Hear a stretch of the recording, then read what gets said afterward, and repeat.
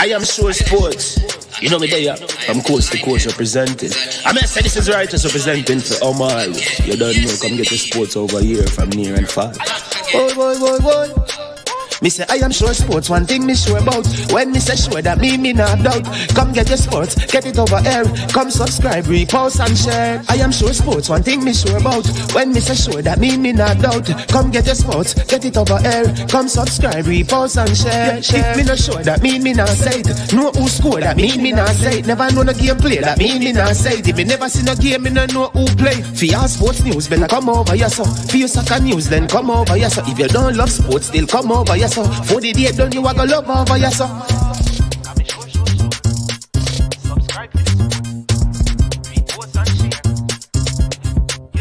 So when it comes on to behavior concerning football, Jamaica is decent.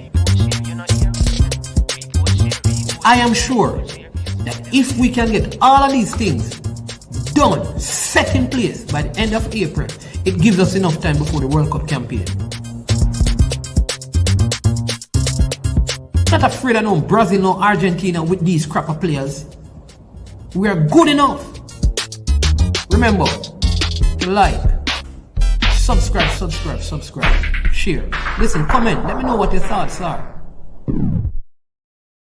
Made up of 18 Jamaican herbs and spices, add delicious, bold flavor to your next grilling experience. Flavoring sauce, a marinade, basting, condiment, or topping. Trick Nick Jerk Barbecue Sauce.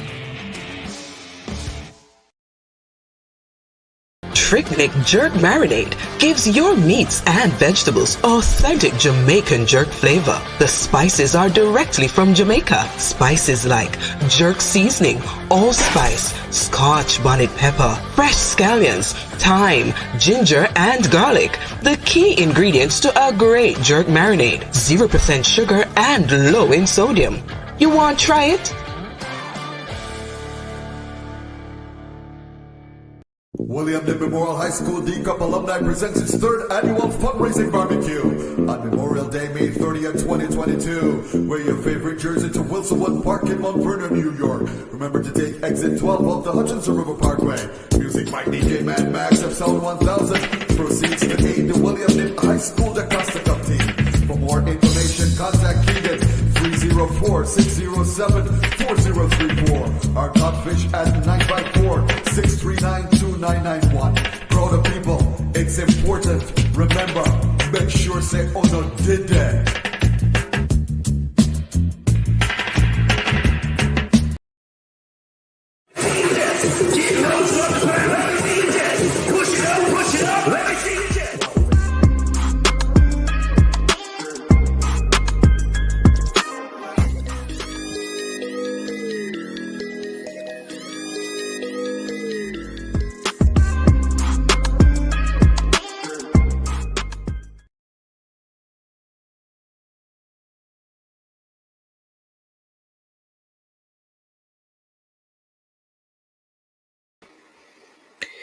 All right, good morning.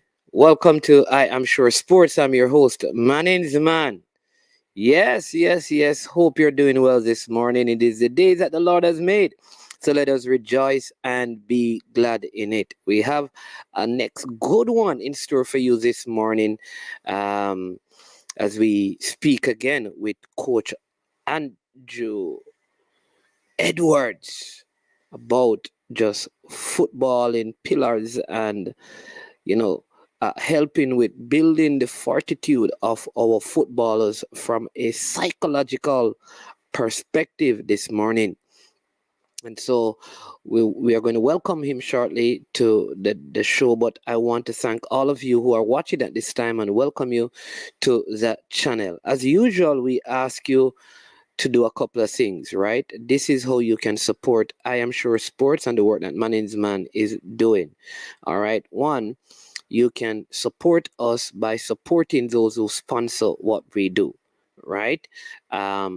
Launch Legacy, handle risk, seek legacy for all your personal insurance needs in Canada and the USA. Visit them at launchlegacy.com or call or text them at 647-989-0782. Also, you can support Prestige Finance, lending a helping hand when you need it most. You can call them at 876-884-7390. They are located in Linstead, St. Catherine, and they're offering loans of up to 100,000 Jamaican dollars. And it's very simple, right? No processing fee, same day processing, and 0 to 4% interest rate. Also, check out Tricknick, and you just saw we play a new ad where they call those things spinners for all your weddings and parties and functions. You can call them, right? Just watch the video, see them. You can call Trickstar Production, and you can get that for your event with lights and spinning and photos and all of that fancy stuff going on. All right, thanks to all our subscribers. You'd have seen that we have moved to 3 and we have 5, because we're on a journey to 5,000 subscribers, because we are safely over 3,000, thanks to you for encouraging others to be a part of this platform. Really, really appreciate that. Also, want to remind you all that that today is the funeral service for Coach Anthony Follies Williams. The viewing begins at around 10 and the service itself begins at 12. And so, we want to express deepest condolences to the families here. Rossi's, Wadada, his personal family, want to express our deepest condolences to them. All right, again, welcome. Good to see you, all of you Unseen Sports TVs here. Balakar is here. Kimarch, Magic. Yes. Yeah, man. Big up. Yeah, that is. Yeah, Trickstar Production in the building. Yeah, one of these days he's going to come on and show us some of his fancy works. M10 Football, bless up. Stickman, bless up. Mr. Marriott, Ricardo Badji, all the way over there in Canada. Big up and thanks for coming on. Let me not waste no more time. Listen, you need to get your pen.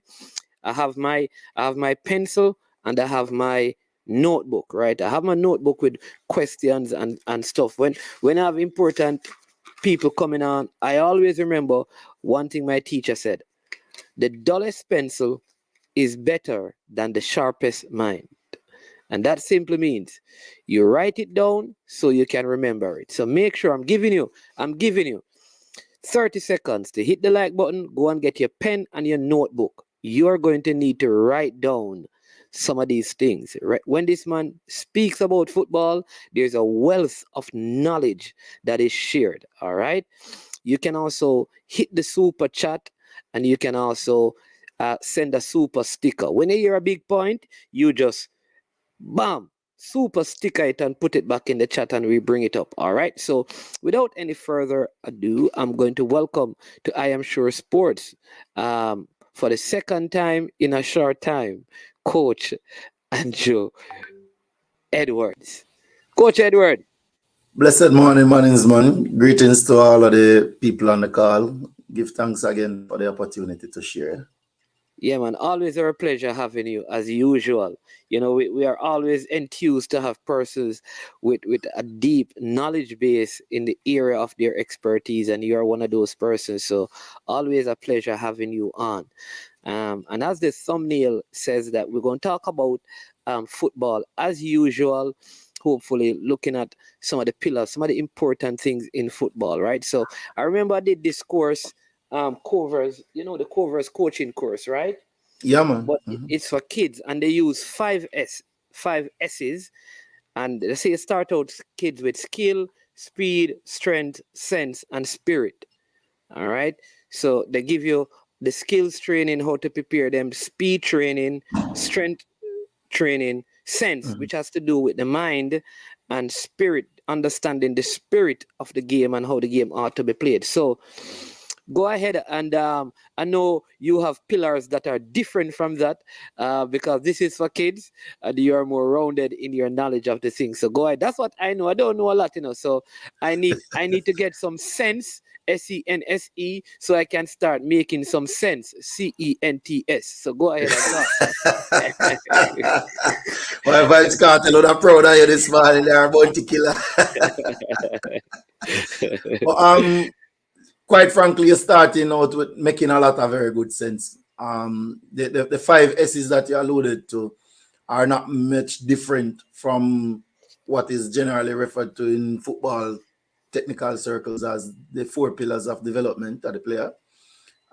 So in the four corner model, you have the whole thing about the technical corner, and that can be doubled up as the technical tactical corner.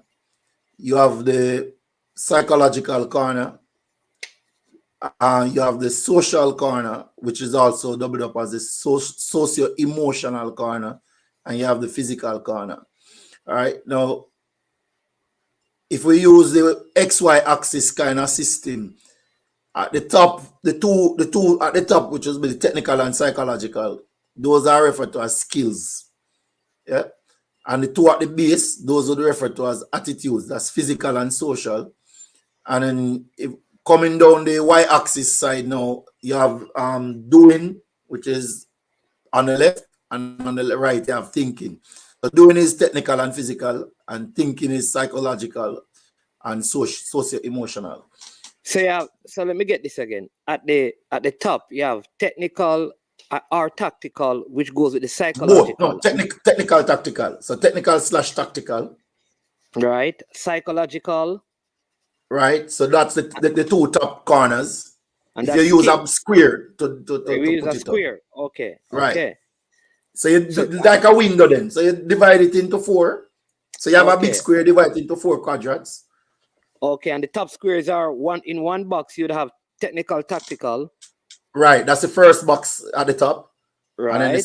And then the second one would have the psychological. Psychological. And at the base now, you have physical first, then socio-economic, socio-emotional, beg your pardon. Socio-emotional. Okay. Right. All right. Okay, and then you say the two at the top, that is skill. Yeah. Yeah, the two at the top would refer to those as skills. Yes. And the two below, those are attitudes. Attitudes. Okay, awesome. And coming down now, the two on the left would be doing. That's the technical, tactical, and physical. Will be doing. And then the other two will be thinking. Oh, so okay. And then you have thinking, which is psychological and socio-emotional. Correct. All right. Hey, people, this is coaching for dummies, right? This is the basic right here. So all of you right now, you need to pay $30,000. You have just gotten the course. So right now, you are the biggest coaches. All we need to do after that explanation alone is to give you a certification. All right. So I am sure sports will be giving all of you in the chat certification because you're top of the line coaches. But sir, go ahead, coach. Go and break them down now and give us some more perspective on these pillars. So, yeah. So growing up and playing the game and learning the game and becoming a coach as a classroom teacher as well, and getting exposure all over the world, so to speak, come to the conclusion that in our domain, the greatest emphasis is spent on the doing, which is the physical and the technical, tactical side of the pillars, right? And the physical, the technical, and tactical, yeah. Right. And we spend very little time on the other side. And if you actually pay attention to the behavior of coaches and players when you go to games, you'll recognize that, and even training sessions, you'll recognize that there is very little or no value added to the other side of the thing coming downwards, which is the thinking side, right? So it's not it is very common in Jamaica to hear a coach scream at a player asking if him dumb or something of that nature, you know, or refer to him as an idiot or a sissy or yeah, behave like you're a girl pitman. That those are just some common things. Right. In fact, I was watching the news a couple nights ago, sports news, and no, sorry, it was your program last week, Friday, when Mr. Speed was talking about somebody who was on the coaching course and alluding to Right. learning some new things about how to deal with kids and how he would have been doing it wrongly in the past. So again, that is another situation where we have to salute the JFF and the coaching education department, you know, for literally doing the right things to get us close to what is acceptable world standards in that regard. Yeah, but some of the things I want to look at in this discussion really is some comparisons to start out with. Yeah. All right, so one of the most noted sports psychologists in Jamaica, or who works in sports in Jamaica, is Dr. Jason Hamilton, or Scotty Hamilton, right? And I think going back probably 10, 12 years now, there has not been one athletic team that has left these shores in which he has not had a hand in the preparation. So even if he's not physically at the tournament, the competition, he has his means of providing assistance to the athletes. To them. Okay. Right? Compare that to football. We in a World Cup qualifying campaign now. Do we have a sports psychologist assigned to the team? I'm not saying yes or no because I don't know. But we know that Jason Hamilton works with the Athletics Association and the Olympic Association. All right. So that is an attitude where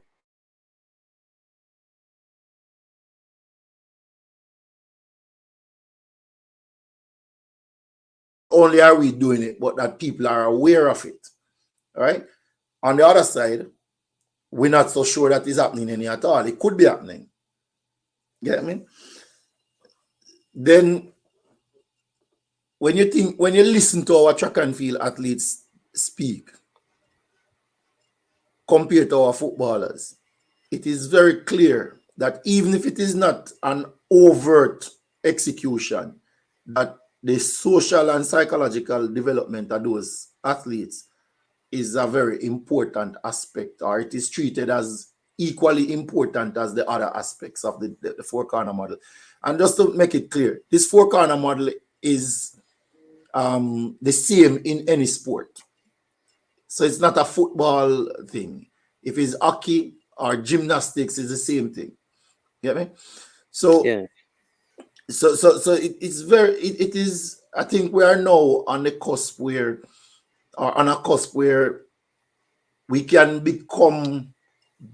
produce better athletes, footballers that is, by beginning to employ or engage these aspects of the development. So take for example, you have a training session this evening and you turn up and you set up everything for the physical and technical tactical sections. Yeah. But when the players arrive, does it matter to you who had breakfast and lunch? Does it matter to you who don't have bus fare to get back home later on? Does it matter to you who was suspended at school and don't know how to communicate that at home? You understand what I'm saying to you? Right. So, Right.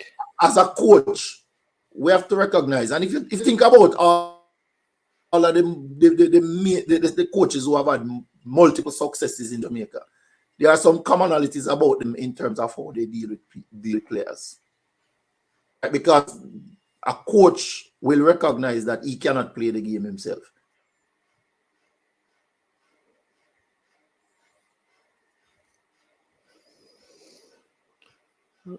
All right. I think we're having some challenge with the connection on Mr. Edward's side right there. So let's see. that I've ever won has come about largely because one or a couple of players within the team have come out and said to the rest of the team, look, coach deserve this, we're going to do it for coach. Right? And that comes about largely because of how you treat them. That you show them that you genuinely care about them as a person. Because remember, a man, a boy, a girl, a woman is a person before they are a football player, before they are an athlete. Yeah, let me just give you two quotes to support that idea. And this is from John Maxwell. I think he does this in this book called The Irrefutable Laws of Leadership, or the Indispensable Laws of Leadership. And he says, people don't care how much you know until they know how much you care. You care. Right? And which is what you're saying. When people see that you care, they are willing to put their life on the line for the cause. So just wanted to add that to what you were saying about the need to tap into what is happening with the person before you begin to evaluate their performance. But go ahead and share. To just kind of reinforce the point. One of the most interesting books I've ever read is I Am Zlatan by Zlatan Ibrahimovic, one of my favorite players. And he talks about his experiences with different coaches. And just by comparison, he spent, I think, 2 or 3 years at Barcelona with Pep Guardiola. And he recounts in his book about 2 or 3 times that they spoke over the entirety of the time that he was there. Right? Compared to Jose Mourinho, who he worked with at, I think, Inter Milan, he said Jose Mourinho was so detailed. He called them so frequently, send them text messages, and in preparation for games, in there, they get what you would call like a scouting report of the opponent. And he said even the opponent players' shoe sizes and family structure is included in those reports.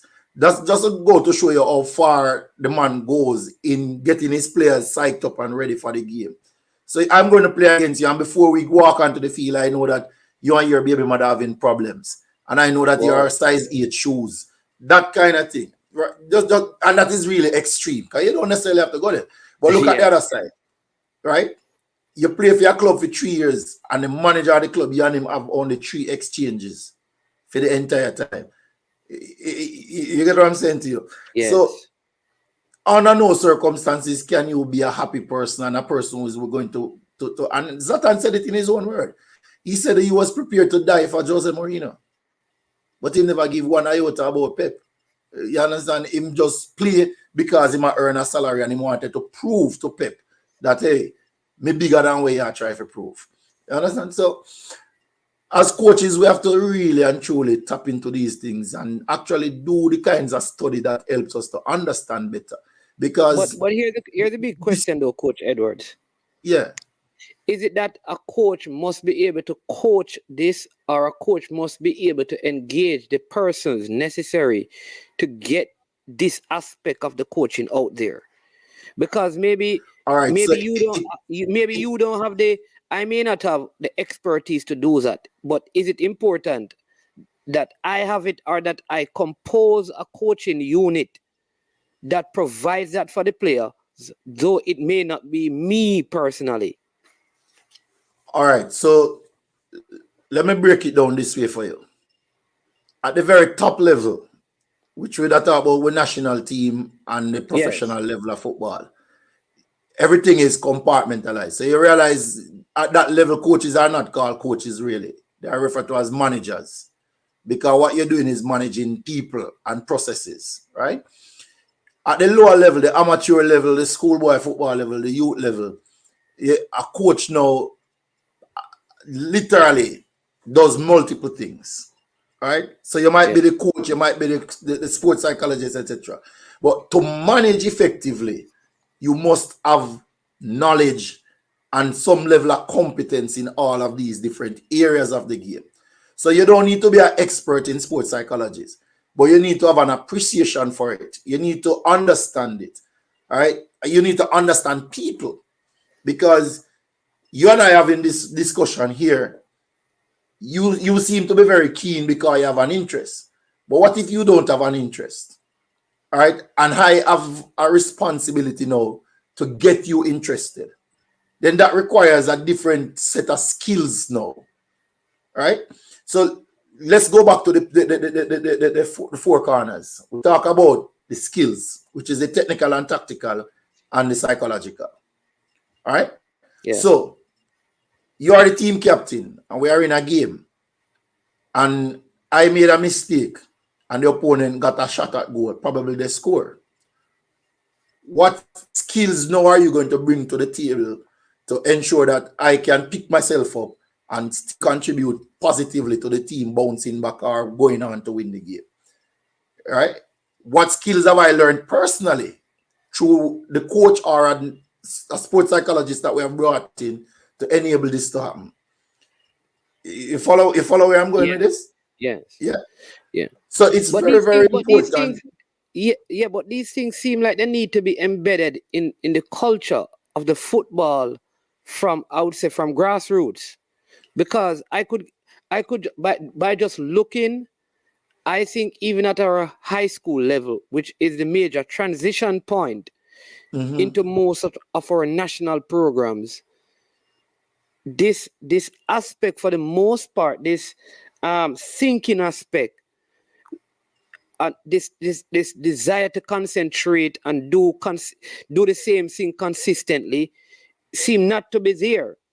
So how do we get this kind of approach into the grassroots of the football? Because from my observation, like you said, it is the part that is lacking right now. There is no the thinking level, the thinking capacity is, I would say, below average. And I would agree with you. Now, you basically answered the second, or you jumped the gun a bit and get to the second thing that I wanted to say, based on the first question you asked, or the question prior, whereby now, not only is it that a coach need to know about these things, but in your session planning, your season plan, you need to incorporate all four corners in the plan, right? So at Southampton Football Club in England, for example, the sports psychologist some days of the week only gets 1 hour with the team on the field before the coaches come out. All right. Okay. Yeah.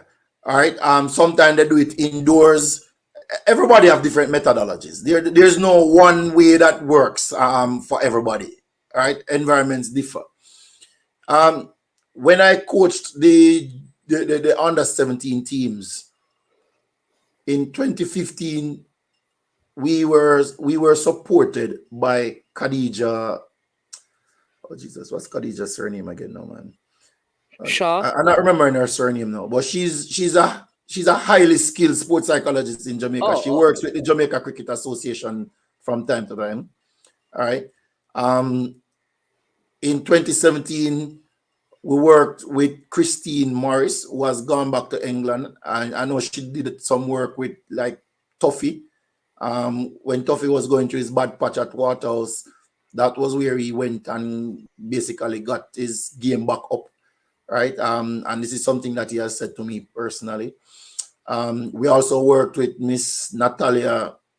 Oh God, why am I not remembering the surnames this morning? Anyways, Natalia Godfrey, right? She would have done some very good work with Cornwall College as well and Kingston College in the Manning Cup and Doncaster Cup, respectively.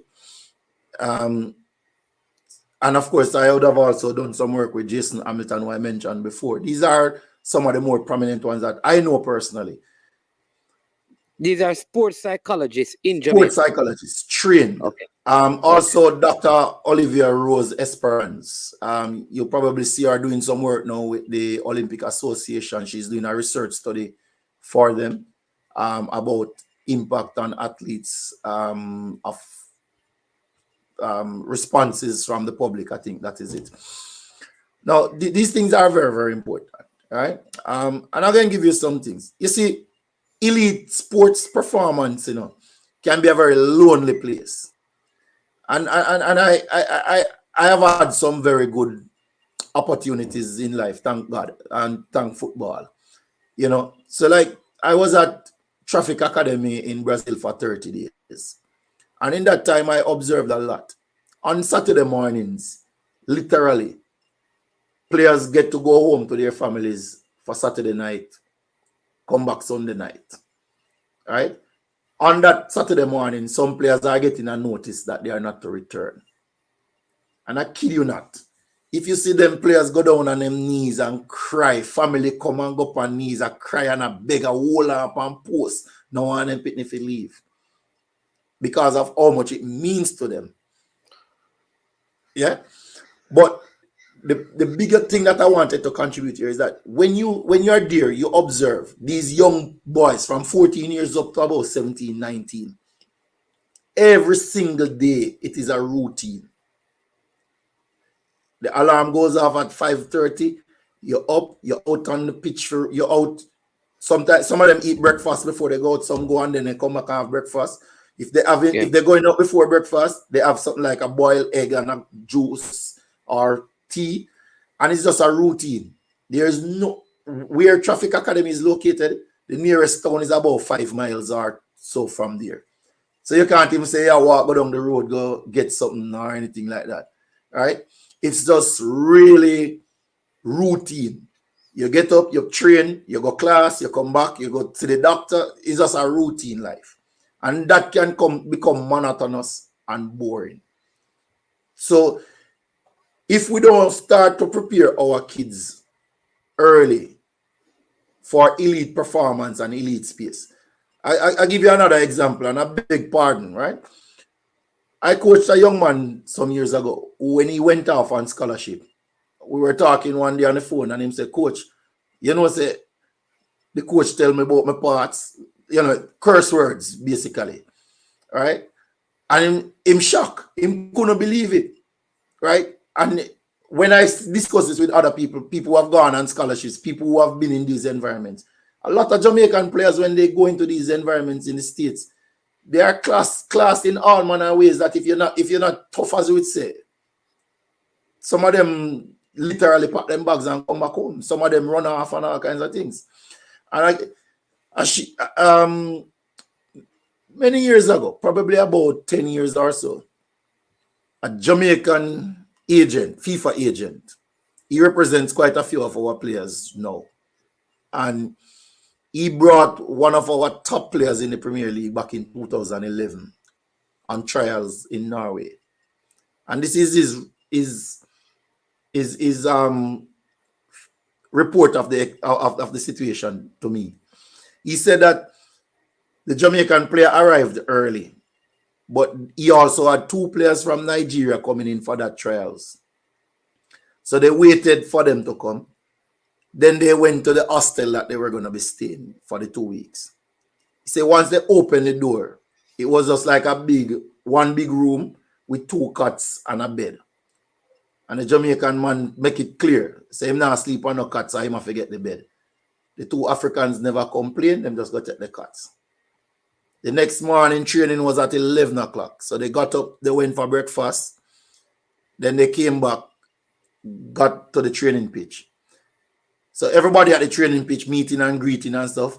Jamaican man sit down and listen to his music and no business with nobody. When the coach came, the coach asked where are the lads for trials. And when they were pointed out, he turned to one of his assistants and like he'd say, take them over to the stadium for the test run. So they went in a car and they go over there. When they got there, the trainer said to them, okay, guys, let's get five laps around the track in. And the Jamaican man start grumble. And before he finished lace 1 foot of shoes, the 2 Africans gone 2 laps already. And all him did they grumble. By the time him get up and ready for run, the man says, good, we're finished. You can go back to the airport and we'll keep these 2 guys. The story might not be as accurate as I am. I might not be as very accurate as it was in reality. But the greater point to take away from it is that there's an attitude that must be developed for these environments, right? Sir Alex Ferguson, when he signed Chicharito from Mexico stated that he had somebody following Chicharito for over 6 months without him knowing that he was being followed. The person went to his games, to his training sessions, had dinner with his family, watch him in his community, just to see what kind of attitude this guy had, what is his mentality like. And if you listen closely to all of the top level coaches, that's a word that you'll hear they talk about regularly. The mentality of the player. What attitudes they bring to the game, to the team. How do they make it better? Yeah, it is true, because you'll even in the corporate world, you'll hear people say, listen, they hire attitude. And what they mean by that, you may not have all the skills, but if you have the right attitude, a person will take the risk on you. Absolutely. If you have the skills and a bad attitude, they will not. Because what people say is that it is easier to develop skills than it is to change attitude. That is absolutely correct. So now, when we try to tie all of this conversation into the main goal of creating a Jamaica national team at all levels that can compete with the rest of the world. Yes. One key thing that we must always look at is the decisions that the players make in the game and their reaction to things that happen in the game. All right? So, a football player has a very short period of time, sometimes a fraction of a second, to make decisions. The best players in the world make those decisions. They make the correct decision more often than not.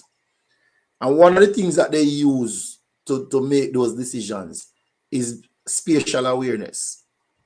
If you look at a player like Kevin De Bruyne, for example, or a Phil Foden, Martin Odegaard, these guys, their head is almost like it's on a swivel. So they are computing a truckload of information long before the ball gets to them. All right, they're computing a truckload of information long before the ball gets to them, so that they are able to make good decisions. Now, that is part skill, but also part psychological, right? Or thinking. So in order for you to do that effectively, what you need to do is to first of all develop in the player the attitude that the more information you have before you make a decision, the better you are going to be. You also have to give the players confidence and trust. You have to trust them to do these things. So if I were to take an example from last night's game, which I was watching, right? We had a counter-attacking situation and the ball went to a player on the right-hand side. I don't remember which one of them it was. And he had enough time to take 2 touches and select a quality pass. But in that moment, you could see literally an anxiety to execute. And so he ended up kicking the ball out of play. We didn't even get a chance from it. So anxiety is a psychological factor. How do we help players now? I'll give you. Let me give you a good one, because before you go on about how you help players. So I think the same player that you spoke, he got a next clear opportunity down the right in the second half, and he made he overhit the cross so badly that he fell down and he started hitting the ground, because that's the same moment I was talking about. And he fell down and hit the ground. But it was like moments after that he came back down and squared the ball, and we scored. Absolutely. So that's the next point I was going to get to. So it's the same player who created the goal that we ended up getting the equalizer from. So imagine if that player did not have the mental fortitude now and the psychological readiness to recover from that situation. He probably wouldn't even have made the run. Right? If you think about, like, when I'm watching professional football, I watch a lot of leagues. So, but of course, like most people, I watch mostly English league. A top striker probably make upwards of 12 runs before he gets a ball, a pass. Yeah. Can I tell 12 you runs in. something? Can I tell you something? So I went Yeah. overseas. I don't like to talk about overseas and playing sport, but I remember I went somewhere overseas and when I'm playing football thing. And coming from Jamaica, you're playing ball and you want, give it to me, man, drop it for me, pass it. And if you're not getting the ball after a certain amount of run, you stop. You start complaining. You try Yes. to go out of position to collect the ball. So at the end of the session, the coach got us together and he taught me a lesson that I've never forgotten. He said there are 90 minutes of football. There's 11 on one side, 11 on one side. So that's 22 persons. And he said, all right, let's divide 22 into 90. So you get like four twos, 88. You get around Call it 4.3 or 4.4. All right. So he says, an average, you should only get the ball for 4. If everyone is like you only should get the ball for 4 point whatever time, so that everybody can have equal amount of time on the ball. So, and he went on and he said, so what is important in football is not what you do in the 4 minutes, is what you do in the other 86 minutes. Absolutely correct. And I mean, there are a lot of studies that speaks to this thing, man, because in fact, when you think about the time that the ball goes in and out of play, stoppages, restarts, etc., literally, every player touches the ball for probably about 2 minutes, 2.5 minutes at most. And the top players like the Messis and the Ronaldos and so on of this world, they might get it for up to 4 or 5 minutes. Because the ball is actually in play for about 67 minutes on average. And these things come out in the technical study reports from FIFA and CONCACAF and all over the world all the times. So it is very important. Very, very, very important. So when we start with a group of 7-year-olds, for example, at the grassroots level, all right, every time we have a training session, we should have one objective minimum for each corner. So let us say, for example, the physical corner has as its objective endurance. Okay? Now, what psychological pillar do you think is most important to support endurance development? Maybe something like stick-to-itiveness or resilience, right? So like when I was going to school, coach used to have a thing when do, for example, and I see Brax on the call. Brax would probably know this as much as I do, or even more so. Coach would say, for example, with training, and he would say, all right, we don't one love with 2 minutes to play. All right? And you think you have 2 minutes to play, and then coach stop the game after 35 seconds or 45 seconds. And you say, but coach. And then he said, hey, but the referee is the only person of the time. Another time he probably make the 2 minutes run for 20 minutes. And you did there, I said, but coach, the referee is the only person in charge at the time. But what he was doing for us in that thing, in my opinion, is helping you to understand that you don't need to stress about the time. If you think you only have 2 minutes, speed up your efforts. All right? If you speed up your efforts and the 2 minutes pass, well, you have to dig in. You have to have that resource inside of you to continue until the final whistle comes. So every single session, as I said before, must have all 4 corners taken into account. Yeah. All right. So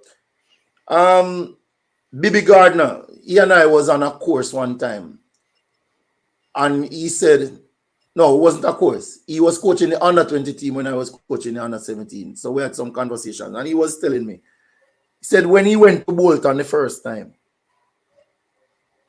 when he got to training, I think he said there was like 5 players, and those 5 players came up and greeted him, right? And then he was observing every single player that came in afterwards, came and shook hands with everybody that they came and saw. Morning, Manningsman, how you do? Morning, Boss Thomas, how you do? Morning, Braxton, how you do? And so on, so on. And he did not understand it at first. But then he realized that if they don't do it, there's a fine that is attached to it, right? But it's more important than the fine that is attached to it. It is a way of building camaraderie in the team. It's a way of showing that everybody respect everybody, everybody care about everybody. Because I can say, big up yourself, man is man. But when I say big up yourself, man is man, or your wife and you them do, that is a different, that have a different psychological impact. If you get what I'm saying. And we can go back to the earlier story between Pep and Jose, as related by Zlatan in his book, I Am Zlatan. Right? Jose Mourinho going to ask about, I mean, even recently, we saw it with Nicolas Pepe at Arsenal. He was at the hospital at 2 a.m. when his wife gave birth. Yeah. But he wanted to play the next game, and he texted the coach and tell the coach. Why? Because he also reported that the coach texts them at all times to ensure that they are okay. Right? If you remember back in the pandemic, it was just, you have to keep in touch. You have to keep in communication. A lot of us as coaches, and notice the pronoun, because I don't want anybody on this call to think that I'm saying these things because I'm well learned and I am infallible. I make a lot of mistakes and still need somebody around me to say, hey, coach, remember this, or you never do that. Yeah. But a lot of us as coaches, when the players come to us, beg your pardon, excuse me. Excuse me. Yeah. When the players come to us for training, that's the only time we have an interaction with them. The only time. We don't know if they went to school. We don't care. We don't know if they eat. We don't know who they live with. We don't know not all about them, and we don't care. It just don't work that way. If you follow what I'm getting at. So yeah, I don't know anything about it, but like Jamaica has produced two of the greatest sprinters the world has ever seen, in Asafa Powell and Usain Bolt.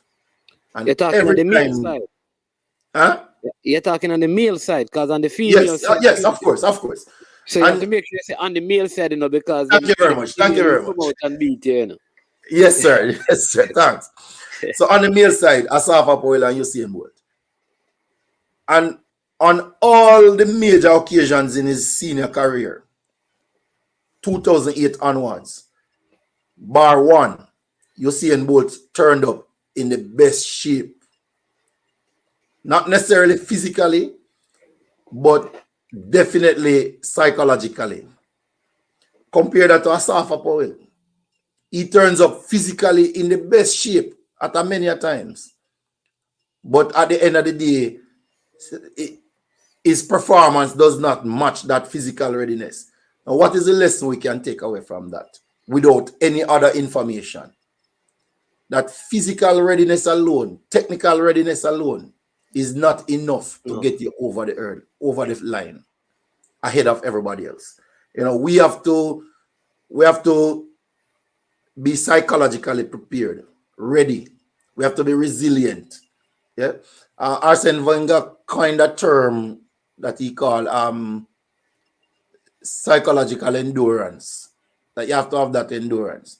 So, especially with young players coming through in the professional ranks, you're probably on the bench for how many games and don't play. But when you're called upon, you're expected to be at your optimal level. Right? You probably when in the whole context of long-term player development, sometimes the coaches deliberately move a U17 player back down to a U15 level, to a U15 team. Why? Because they want to test his mental fortitude. In Jamaica, what we do, you would play 2 Manning Cup game or D Cup game and score a bag of goal, and him don't even want to come back at training. And then the community supports that kind of slackness, where if you as the coach now don't play that player, you're being treated as somebody who don't want the best for the team, and you rate the youth and you fight the youth and all of these kinds of comments. I'll give you a quick example.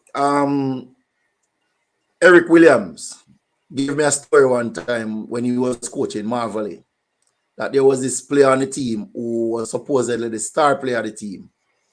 And he was a community influencer, right? So he had a lot of community support when training going on, when match going on. So as the coach, he was in a corner every time that he would substitute him or not play him. And he was boggling his mind, he said.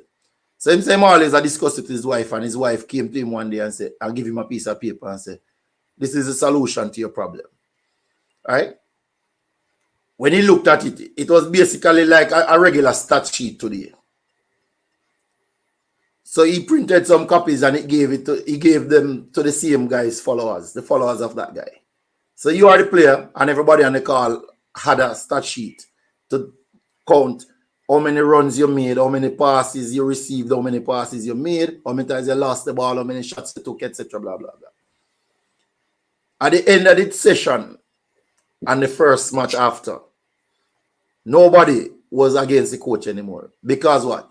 They know other, they call it now, they had statistical proof that this player was not as good as they thought he was, or he was not contributing. Right? And that is why now I believe also in education of the spectatorship. So your program, for example, and other programs like yours have that responsibility as well to, to allow spectators to break to participate. down. Yeah, man. Yeah. Because one of the most controversial rule in football, offside. Right? Fouls and misconduct, the next one. But yet still 90% of spectators have no idea what the law is. So them just cuss and go on and sometimes get out of control because they don't understand.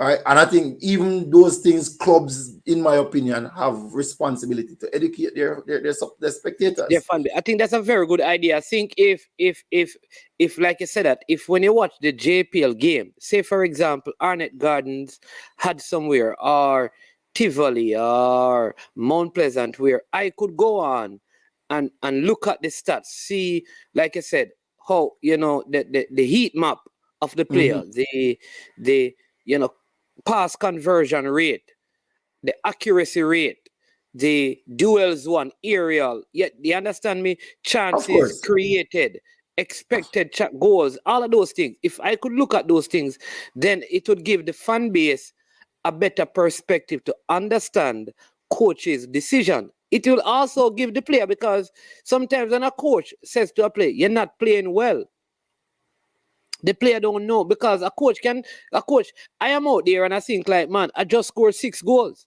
And the coach say, you're not playing well. And I'm saying, well, you're talking about, I'm the leading goal scorer. But when the coach now has to put that into context, they say, well, you have scored 6 goals, but you missed 60 chances. So though you're the leading goal scorer, you had to get 60 chances to score 6 goals. Exactly. The percentage of conversion is poor. And I think, So now, Mannings, man, you touch on a very important aspect that ties into what we're discussing, which is player evaluation, right? Now, typically, player evaluation is memory and recall. I remember what you did in the game, but how many actions can I recall straight up?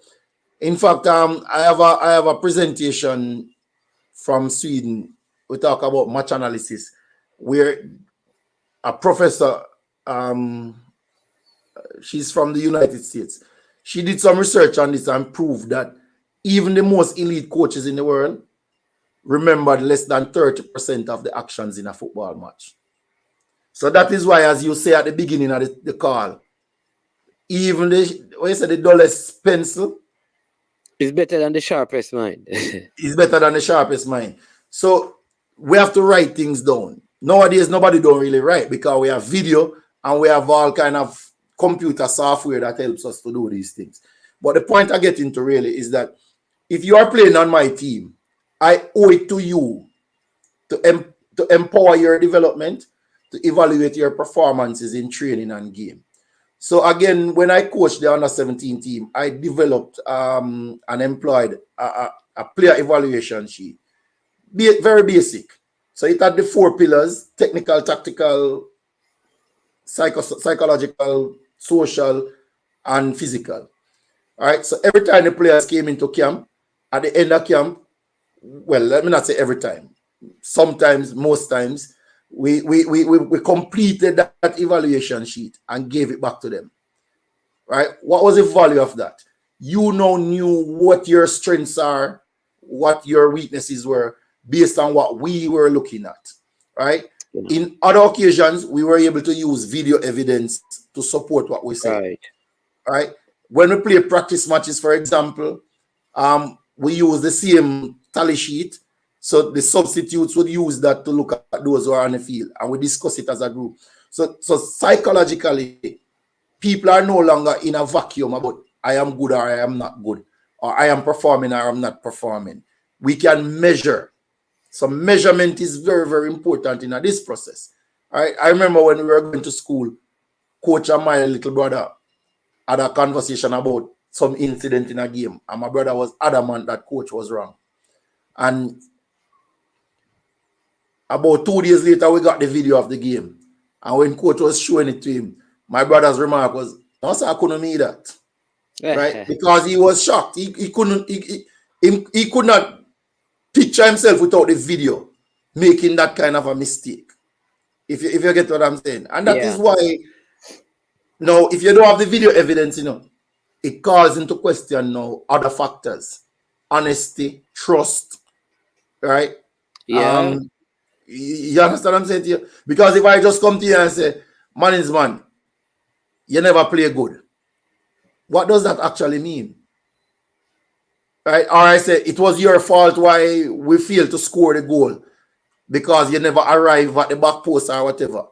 But when we look at the video now, you could see clearly that you were in position to attack the back post when the play was on the far side, but you were not there.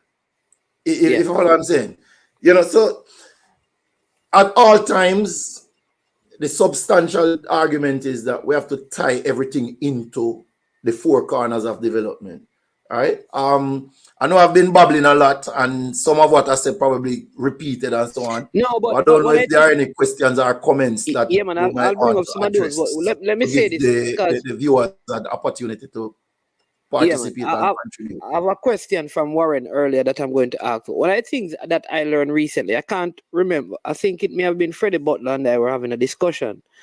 And he was talking about just how there needs to be a revolution of coaching in Jamaica. So at the lowest level, which is say under 12s, you have a 12-year-old who is 5 feet something, close to 100 and odd pounds, and you have a 12-year-old who is 3 feet tall, 70 pounds or 60 pounds. All right. Mm-hmm. He's saying that those are 12-year-old. You have a 12-year-old in a teenager's body and a 12-year-old in a kid's body. Correct. All right. How you coach them? They need to learn the same thing because they're probably playing in the same under 12. But you can't coach both of them the same way. Yeah, that's correct. But even at the professional level, the days of coaching everybody the same way long gone. No one can fit everybody because everybody have different needs. What I'm saying to you that in our coaching structure and system, when we say we have an under 12 team, everybody do the same thing. Yes, man. Everybody do the same thing.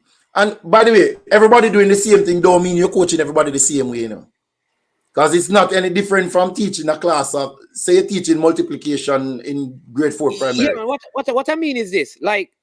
So when I'm teaching, like the 12-year-old in a 16-year-old body. Yes. All right. All of them are learning the basics of controlling and passing the ball. Right? Control and pass. But I want to use one of the simple rudiments of the game. One of the say I'm going to teach shooting, right? The technique of shooting. All right. How I measure the 12-year-old in the 9-year-old body, and how I measure the 12-year-old in the 15-year-old body is different. Not It has because to be. Right. So what I It find has is to that be. in our culture, everybody is measured the same way, everybody is coached the same way, everybody, because it's seen as under 12, it's not seen as under 12, but different sizes are different stages of development. Yeah. All And I right. think So that has to change. that's a quick thing now, right? So it's two 12-year-olds with two different levels of physical development. Okay. Now, what are the implications of that physical development? Does it make one slow or faster, and the other faster, or does it make one of them what we would say clumsy and awkward, etc.? So based on those information, now you can say, okay, let us say we're doing shooting drills, for example. Now, just as you mentioned earlier, can we ask one of the players to execute within 2 touches of the ball? The other player take all the time you need. For example, can you say, okay, we're doing 2 minutes of this, and this player needs to execute at least 10 times in 2 minutes.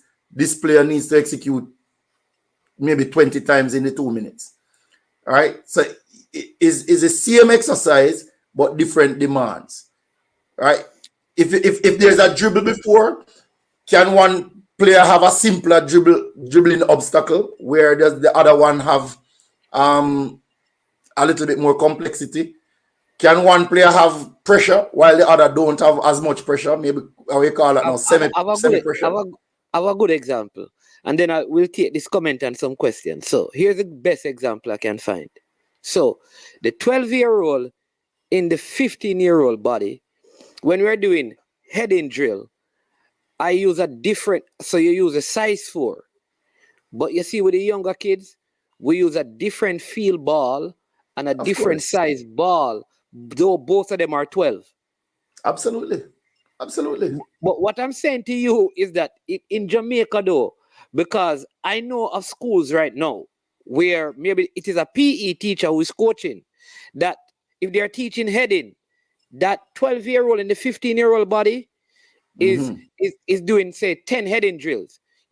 And they still have the little 12-year-old in the 8-year-old or 9-year-old body doing the 12 headers.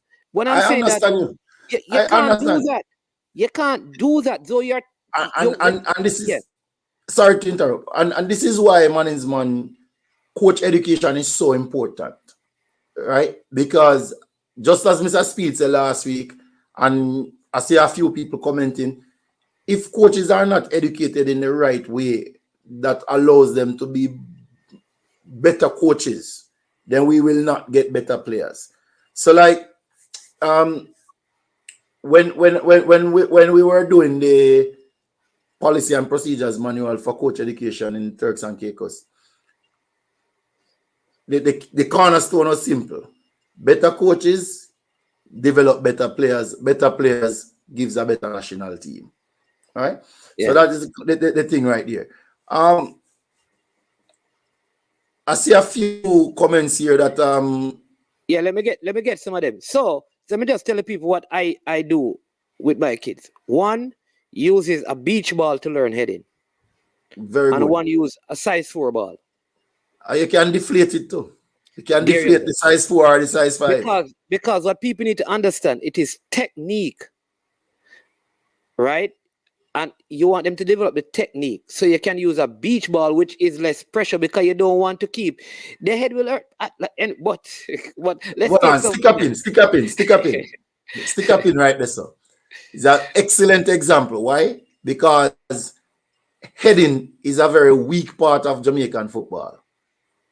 And like it is or no, that weakness stems largely from two psychological things: fear and lack of confidence. Right? Yeah. So just as you pointed out, when the young kids are learning the game, they develop fear because the ball too hard, it too big, too big. right? And it causes them head to hurt them, so them not do it again. Exactly. Right? Now, how do we fix that problem, for example? Can we give the kid the ball in his or her own hand and just ask them to bring it to the face? Just bring it to the face like this. Yeah. So they are now the ones meeting the ball. Gradually, you can say, okay, just throw it up for yourself and then head it back. So what you're going to find out, by the time they begin to develop their own confidence, they're going to start throwing the ball higher, and then they're going to say, Coach, I want somebody to throw it for me. And then they want to kick it. All right. But it has to be a methodical process. And that is why, again, we cannot overemphasize that the coaching education is the key. Yeah. So let's take this one. It says, if our players have access to their stats, I feel they will make a bigger effort to improve. That's Duckland Stennett. This is a fact. Yeah. It's a fact. I can tell you, especially if you post the findings, the evaluation findings. So you post it on like the club notice board, or you have whether it is virtual or physical, or you discuss it in meetings.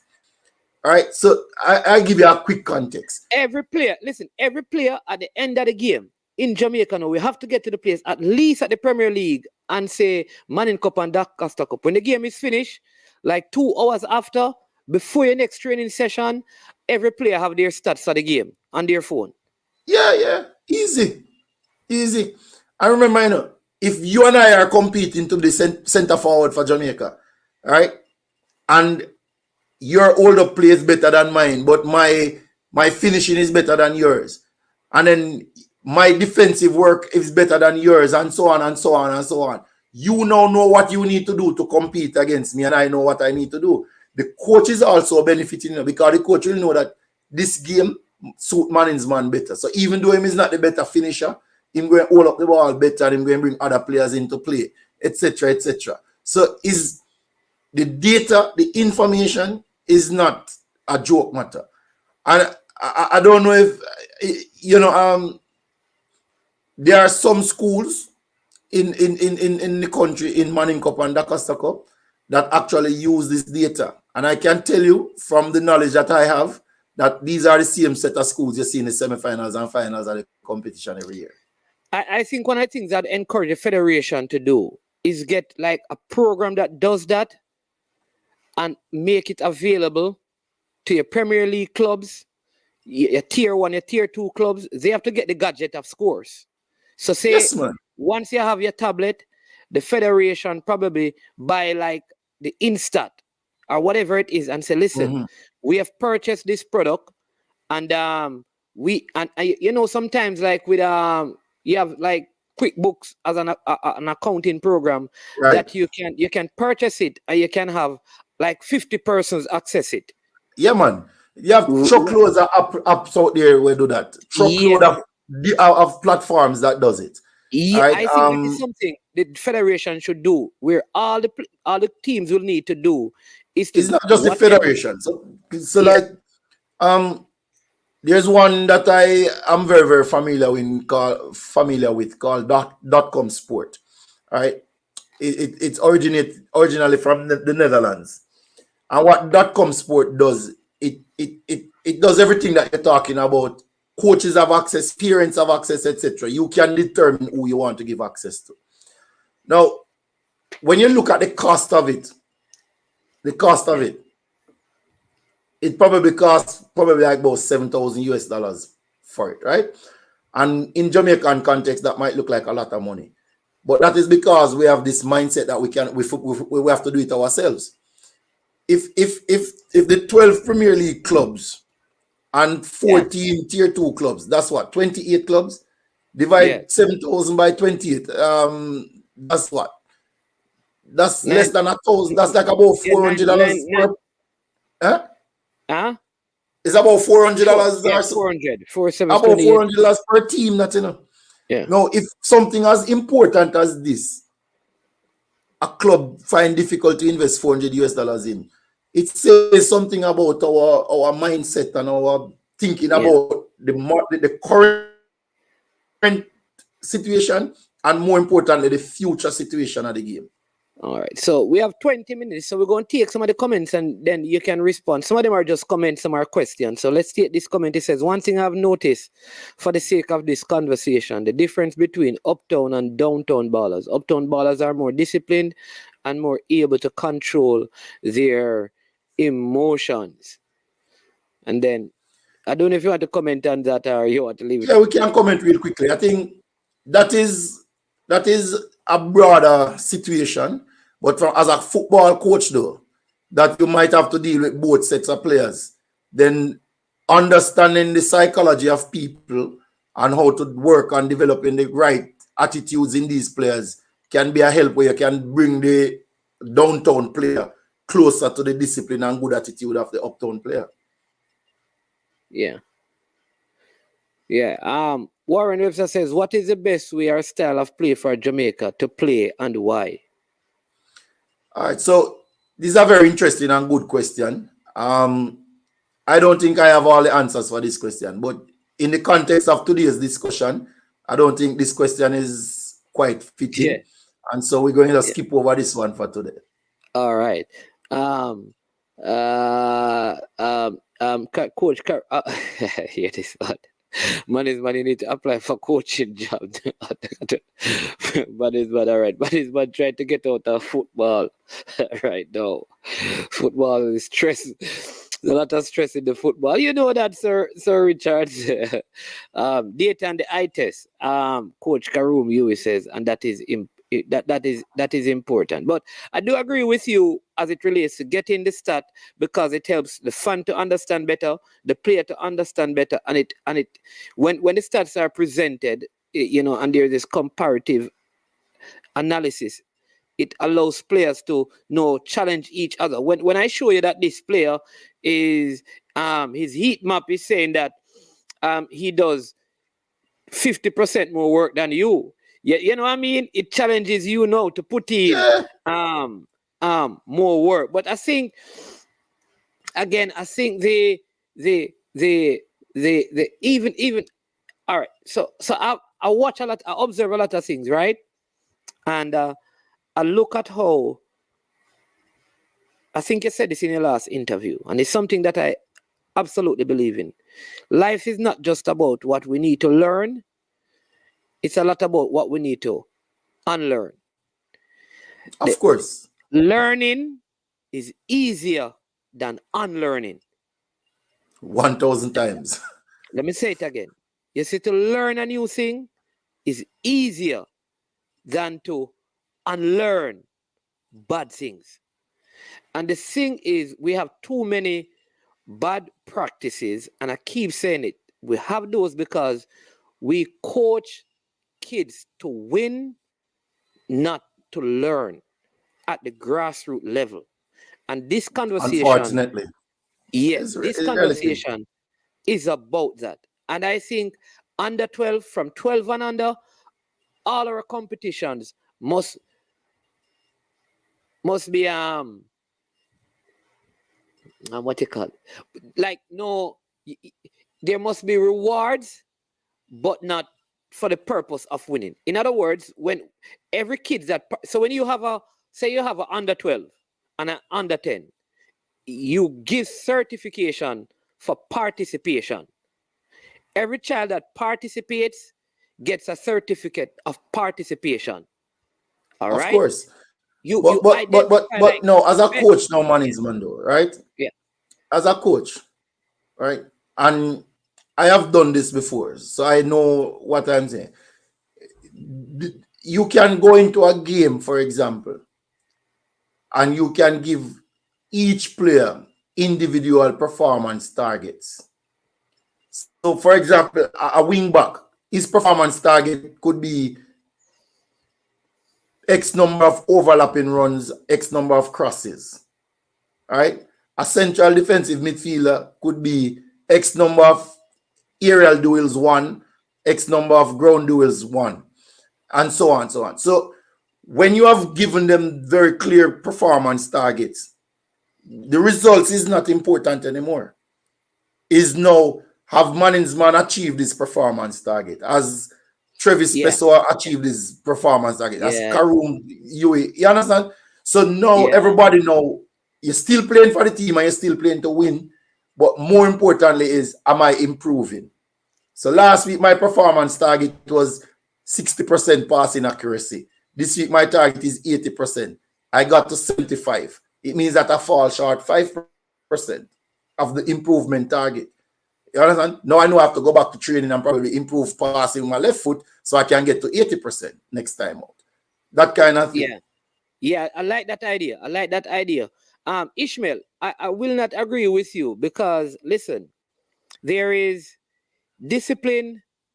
Sometimes we view discipline in a particular way, you know. So let me just say a couple of things. One, so one player may come to training with a because for a person to be undisciplined don't necessarily mean they quarrel or they're late. It could be that they don't follow your instruction. A man may come from uptown and may feel like you can talk to them. So I don't think we can, until we can properly measure those things, I don't know if we should talk that way because there are kids who are born in rural areas and inner city communities who follow instruction and are disciplined. And there are kids in uptown areas who they, they are rich. So the coach can't tell them nothing. So you have both sets of things on both sides. So we have to be very careful that we don't create the kind of idea that one set is better to work with than the other set. A person can have their personal preference. That is your preference. But it doesn't mean because it is your preference, the general idea should be one set is easier managed and handled than the other. A lot of that has to do with the coach. Like Coach Andrew has been saying, which he's saying is that when you understand your player, you're better able to manage your players. Because football is not just coaching. It is managing.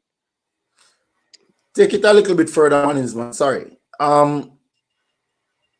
It is also a fact that some of us are head coach material. Some of us are grassroots coach material. Some of us are youth level coach material. Some of us are just assistant coaches. So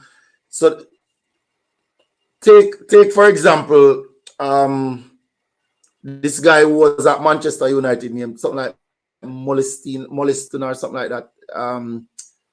A Dutch guy, right? He was assistant coach to Sir Alex Ferguson for years. He has never worked as a first team coach, or as the head coach.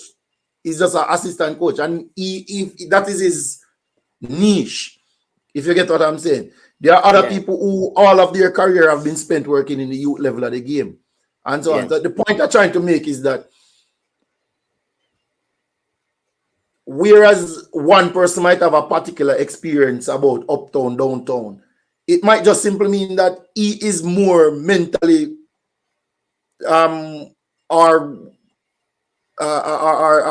purposefully ready to work in that environment versus this environment. And there's nothing wrong with that. What I don't want us to do, though, friends, is that we should never get into a situation where we believe that there's only one right answer. Or there's and if I am right, everybody else is wrong. Right?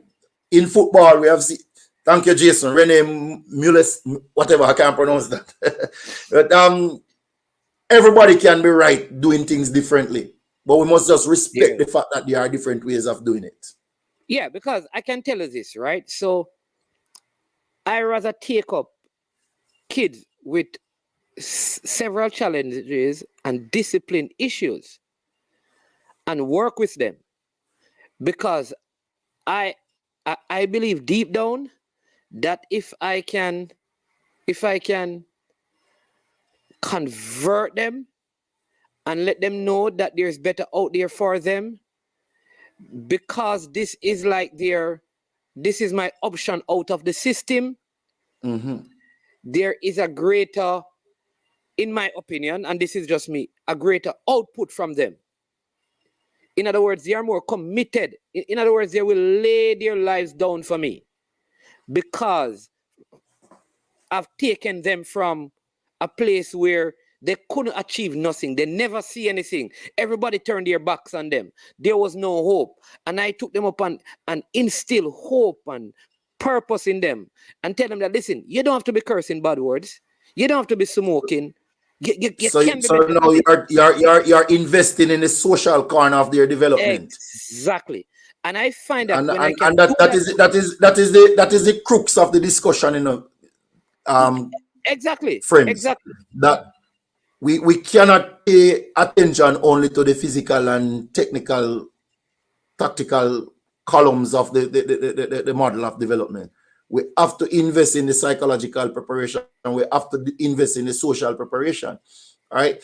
I'm always impressed with our beg your pardon, our track and field athletes. A class 4 girl or boy can always give a proper explanation or interview about their performance at a track meet.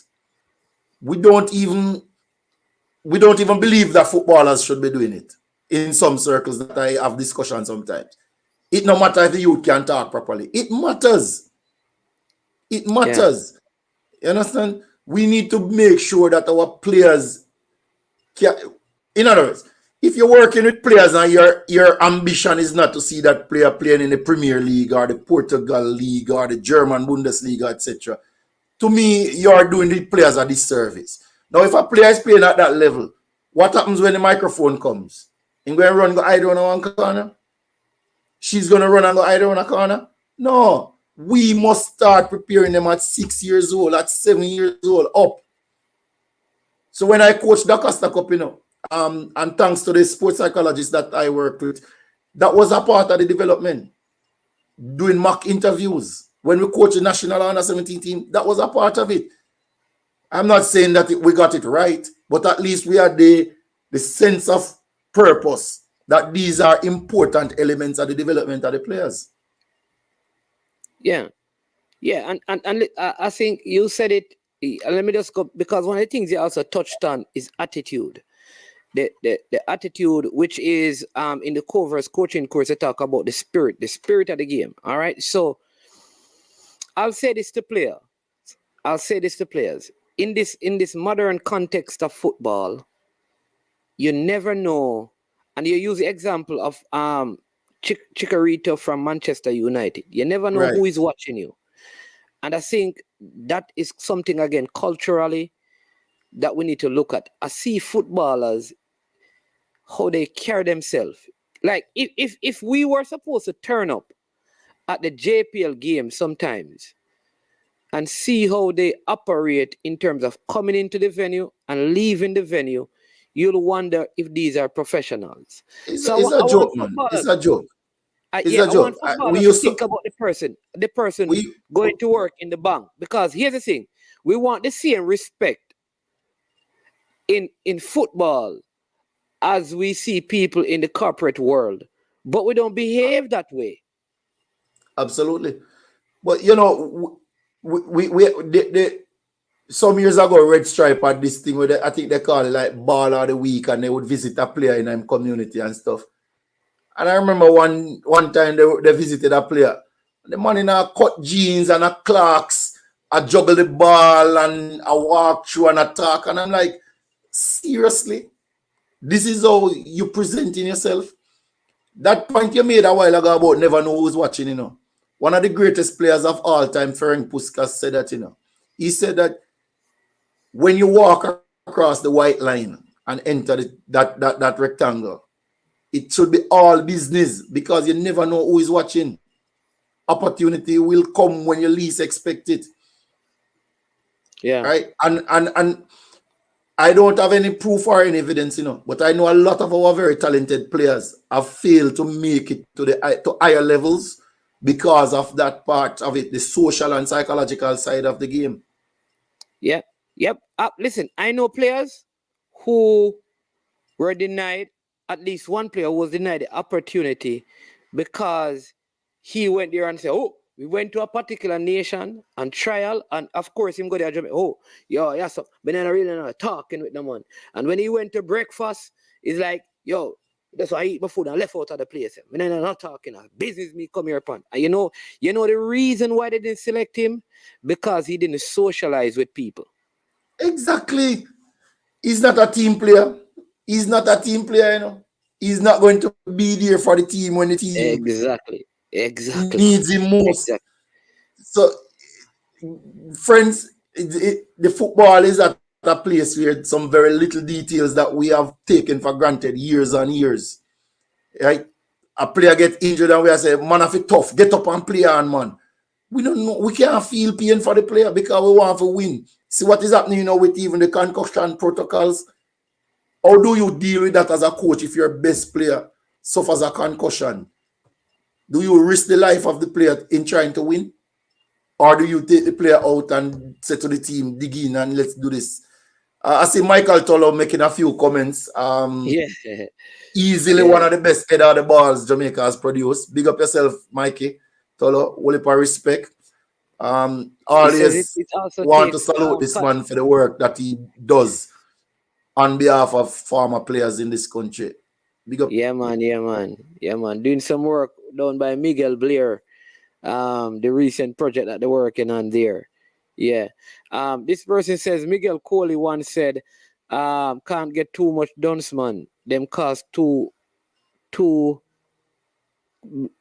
months can't teach all I need to win Manning Cup.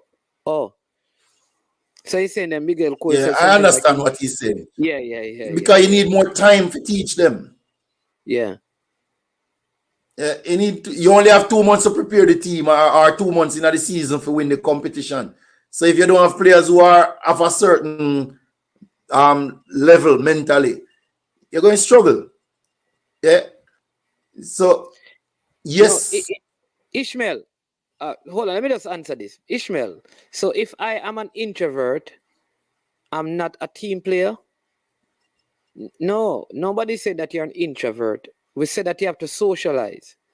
And even introverts, an intelligent introvert, know that if you're trying to get in, you have to talk to people. So if you're going to get a job and you go there, so let's be real, Ishmael, you're going to apply for a job at the bank or in a big office. And they say to you, do you talk to people? No, I am an introvert. When we come here, I'm not talking with nobody. Nobody not supposed to talk to me because I'm introvert. Do you think you're going to get the job? No, Ishmael. You're not going to get the job. What we are saying is that you can be introverted in your space, but in the context of the team, you have to socialize. You have to talk to your teammates. It don't mean that you're going to go to every party, but you have to talk to them. Stick up in again. So football is a social sport, right? It is a series of interactions, literally thousands, tens of thousands, hundreds of thousands of interactions that take place during a game. If you are not able to communicate with your teammates, your fans, your coaches, your doctors, your physical trainer, etc., the media, you will struggle. You will not make it.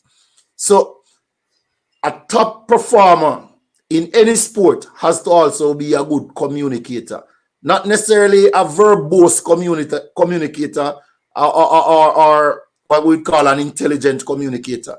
But you must be a good communicator. You must be able to say, I'm feeling pain. I cannot continue. I want the ball played into space. I want to run through the left inside channel. Whenever I check this way, I'm coming back for the ball at my feet. These are simple things that if you're not a communicator, you're struggling at the game. I like how Owen says it. He says that's being antisocial is different from being an introvert. Because introverts absolutely socialize. But you can't be antisocial. I like that. You can't be antisocial and still get into the team. Yeah. So somebody saying it again. Player didn't get a contract in Europe because owner took him out to dinner. He couldn't read the menu. Only then could read a burger. Owner didn't sign him. Have bad eating habits. So that's the next thing a person is saying. So he couldn't read the menu. Him order burger because that's the only thing he could order. The owner looked at that and said, hey, that's, But he Yeah, can he's have not, it. him not a professional player. Yeah. So, you know, so yeah, but very. Ishmael said that okay. Thank you, Ishmael. Finally, we understand you. Yeah, man. But Coach Edwards, very, very good discussion this morning, on this whole topic. I think that's where football needs to get to, as it relates to Jamaica's football, and maybe more persons with your level of IQ and intellect need to, get entrenched in the grassroots. I think we must make a conscious decision of our wills as a nation to begin building from the floor to the ceiling and not from the ceiling to the floor. I think this time Go deeper around, than the floor, no boss. Go to the foundation. No. foundation, yeah. This time around, See there, you we know. need to, See there, yeah. you know. Tomorrow's foundations. That's what Yeah. Genesis. Just Genesis. Tomorrow's Tell, foundation. That's what we. tell, tell, That's what we're tell, trying to build.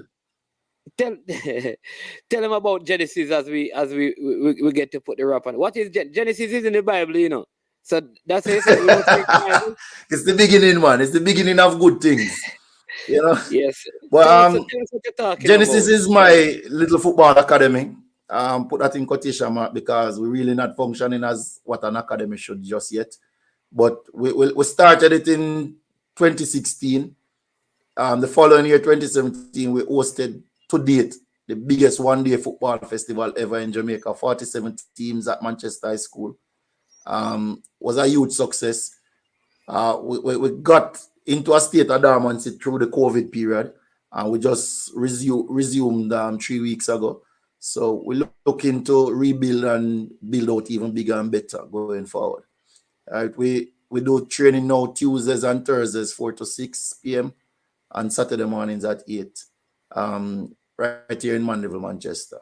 So if anybody is around and want to pass through or want to reach out and come check out what go on at any time, or even want to contribute Where in something to the Manchester is it? cause.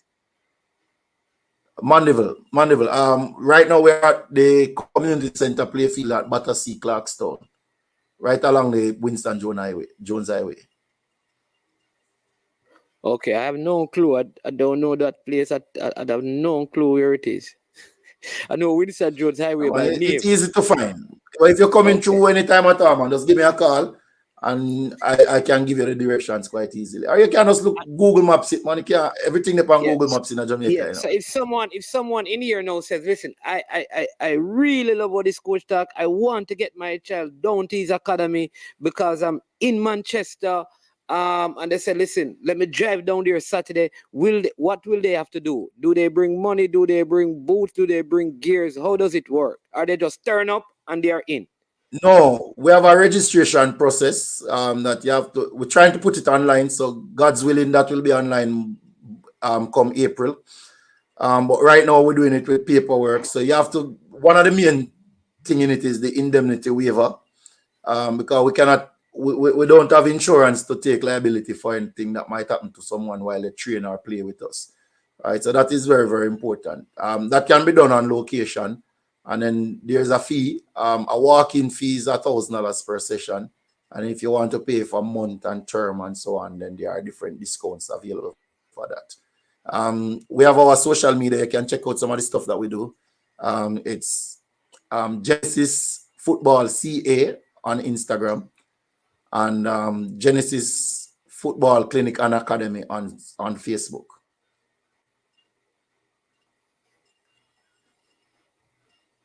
Right.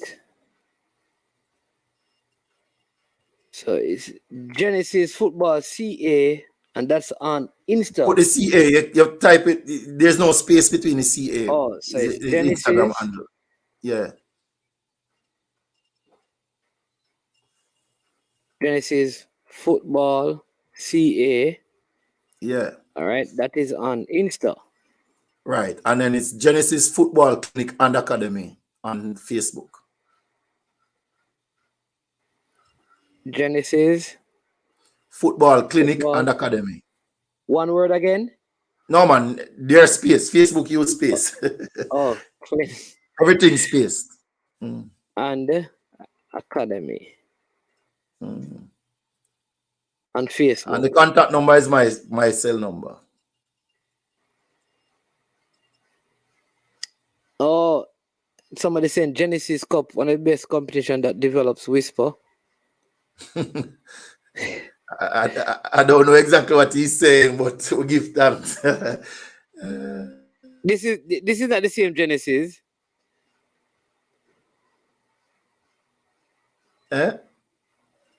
Where in Manchester Genesis train? Clarkstown Battersea Sports Community Center Playfield. Oh, so somebody punching, somebody find it already, man. Yeah, man. Jason the ball, man. Yeah, New Green. Correct, Chris. New Green, right? New Green. You know that isn't Chris Green the man who run New Green? Christopher Wright. Christopher Wright. You run is New Green? Christopher Wright. All right, Christopher Wright run what side down by Manchester, you know? Which team? Christopher, which one of the team down there you run? Is New Green? That's a Facebook link right there. Christopher Wright. So tell me, is it New Green? I think he's in charge of New Green, you know? Oh, interesting. Some side down there. I don't know. Chris Wright, tell us, remind me. And that's Jason, you're on top of things now. It's not time. Give thanks, family. Give thanks. So the ones them can like and comment on the page too, and we accept everything. We accept every feedback, even the criticisms that are not intended for good. We accept them. Will you be at any school coaching for the upcoming Costa Cup season? We don't have anything like that on the table right now, but we don't close the door to nothing at all. Everything that can work will work.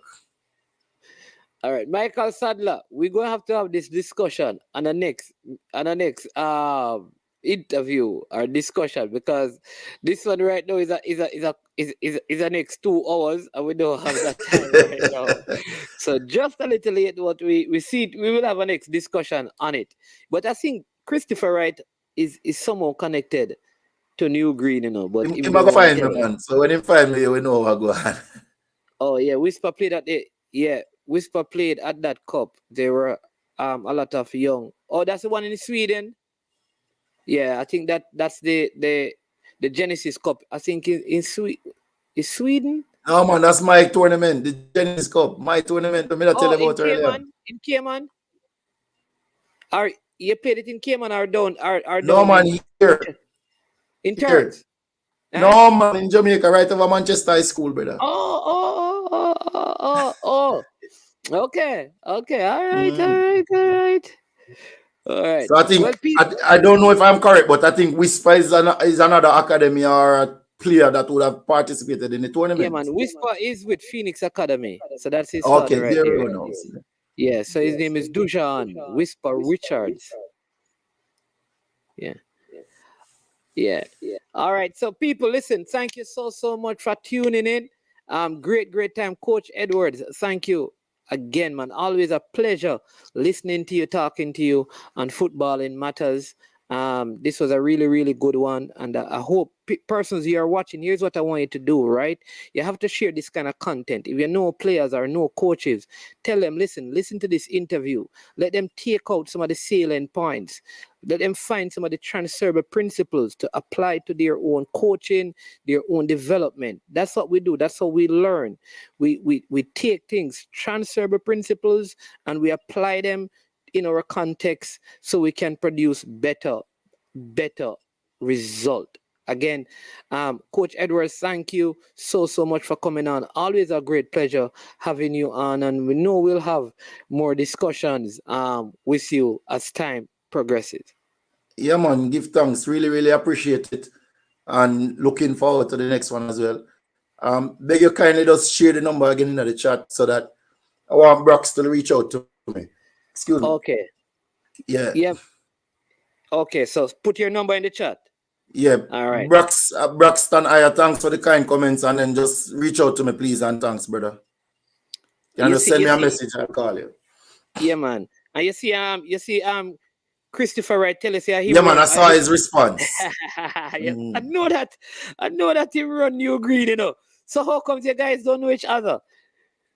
No, I don't think I know Chris Wright. I might know him, but I know Swaby though. For sure. Because Chris Wright is a millionaire from overseas who financed the club.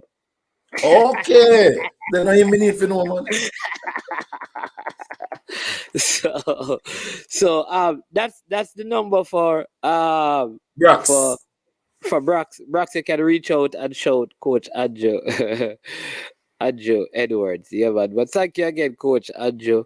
Bless Every up blessings, Christopher. man. Thank you Yeah, also man. for the opportunity. Every time. Yeah, man. All right. Blessings, Coach. Yeah, man. Cool. Take it easy. Yeah. All right, there you go, people. That was Coach Andrew Edwards for you. Wonderful discussion, wonderful time.